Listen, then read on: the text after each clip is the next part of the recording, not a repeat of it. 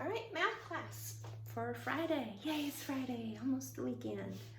All right, we got to get through some math first. I want to encourage you to, as you're going through this, remember these formulas and these mathematical equations, they remain the same.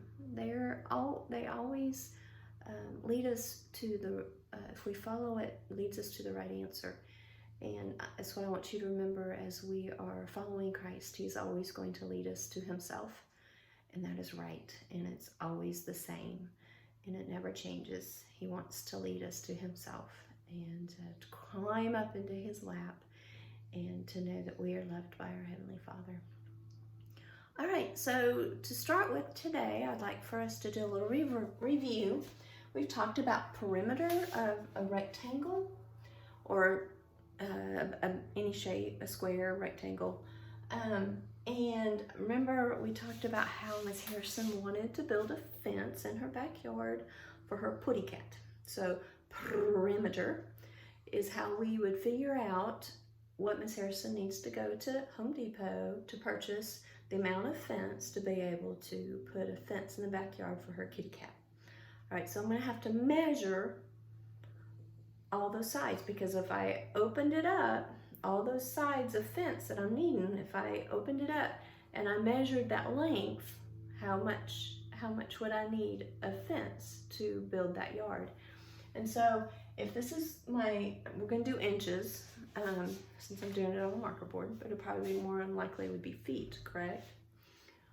Okay, so I have 1 inch and then 2 inches. Now, so I would need a fence 2 inches here, and a fence 1 inch here, but don't I need fence here also? So that would be the same as this, right? 2 inches. And then this distance would be the same as this, right? Because they are equals. The opposite sides are equal. Now, in order to know how much fence, I need to add my sides. Side plus side plus side plus side. So 2, 3, 4, 5, 6 inches. I would go to Home Depot and buy 6 inches of fence, and they'd probably look at me very strange. More like not even 6 feet would do it, but you get the idea. Perimeter is measuring how much fence would go around the outside. Now, strangely enough, my kitty cat does not like to get her feet on the grass, so I'm going to put carpet down for her in the backyard. And I need to know how much space on the inside the size will I need that carpet to be. In order to do that, there is a formula, okay? So you remember the little tiles that we used at school, and I don't have them with me. They're little 1 inch tiles, and we put them down inside the square, and we'd count how many squares it would take to fill up the area on the inside. Okay, so that area has to do with how many square inches, square feet, depending on what you're measuring. We're doing inches. These are going to be all worth a square inch. Little bitty square inches inside here. All right, so 3 inches, that means the length of this one, and this one side is going to equal 3 inches. Okay, so I'm taking 3 squares and putting it there. This side is going to be equal to 5 inches. So this side, this side, this side, this side, and this side of each of those 1 inch squares is going to be 5 inches. Because I have 5. 1, 2, 4, 5 squares laid down. Now, if I have all of that filled in, will that give me how much area I need to fill up for my carpet? No, it won't. So I need to have squares laid down in the whole thing, okay? Like an area rug, okay? But how much rug do I need to lay down on the inside? Now, so how many squares would I need to lay down on the inside? So I have 5 in this row, 5 in this row, and 5 in this row. 1, 2, 3, 4, 5, 6, 7, 8, 9, 10, 11, 12, 13, 14, 15 squares. So that would be 15 square inches. And we're going to do square, an abbreviation for square, SQ, inches, okay? Or you can even write it out. Let's write it out to begin with. Square inches. Okay, this can get a little confusing, so don't get frustrated. All right, all we're doing is counting squares within an area to be able to lay down an area rug, okay? And fill it all up.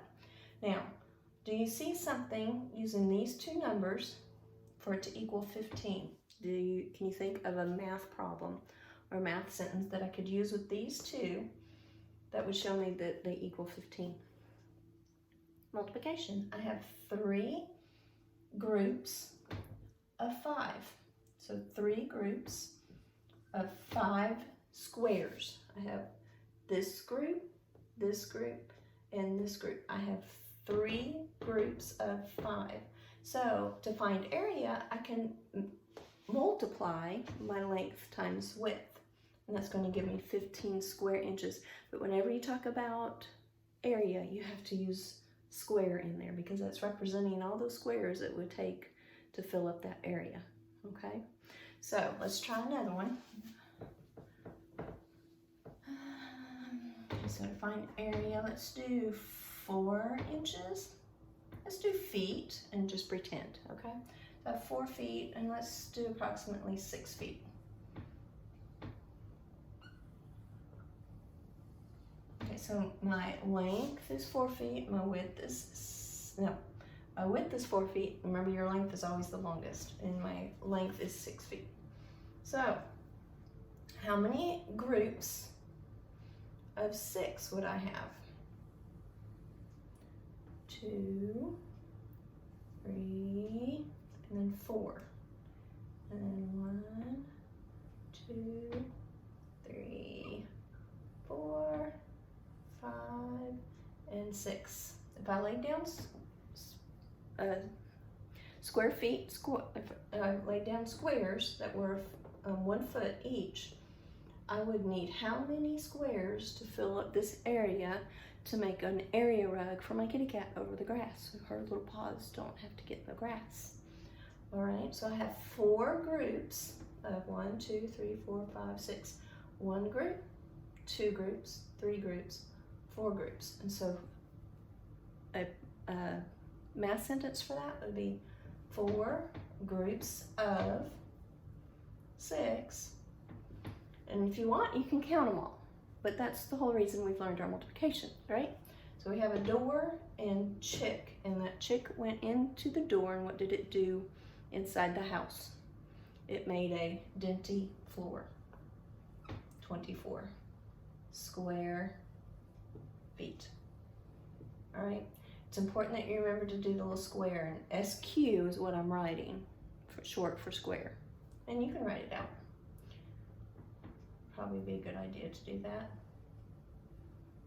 Square feet, and I'm gonna abbreviate feet, okay?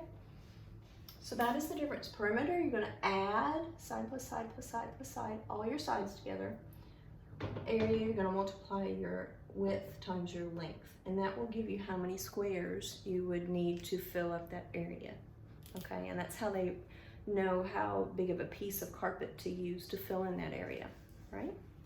Good job. All right, that is math for today.